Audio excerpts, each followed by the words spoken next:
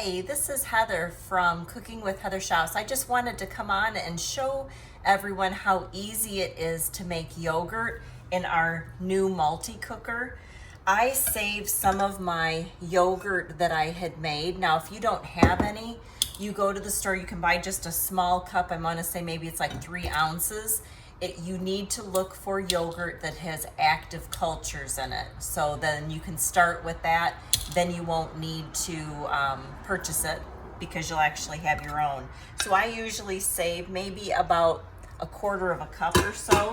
And I'm just gonna put that in the stainless steel pot of my multi-cooker. Just gonna scrape that out with a spatula, try to kind of get all of that in there.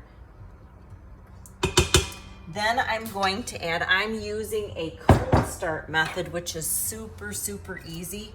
So you want to use the Fairlife milk because it's ultra filtered. The other thing I like about the Fairlife milk is that it has extra protein. So it's actually much healthier for you. So I am going to pour the whole 52 ounces. And then all I'm going to do is whisk it. Now, one thing with all of the gas prices and the food prices escalating, this is really something you can do easy at home. It will save you money and it will save you time. Plus, you don't have to add any other ingredients to it. Now, if your family, likes it sweet, you can definitely add some sugar, some honey to it, but I'm going to pull this up just so you can see. It really just looks milky.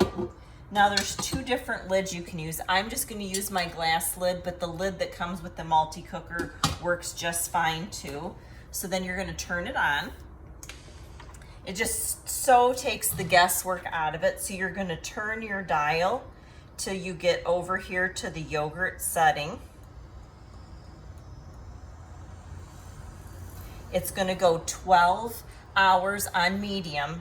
Then I am just going to hit my go button and it's going to preheat. Do it. I do not have to touch this the rest of the time. That's all you do for your yogurt. Then I want to show you real quick what I do for my husband's. He loves yogurt. Now I don't add any sugar. So if you use this yogurt just like it is when it comes out, it'll be more like a Greek yogurt consistency. If you like the thinner yogurt, maybe more like a Yoplait yogurt, you would want to strain it. Then what you strain, you can use to put in your biscuits or anything like that. But I put them in our prep bowls. I usually cut up fresh fruit. I put the yogurt and then I just top it with some granola. So I hope you find this helpful. Have a great day, everyone.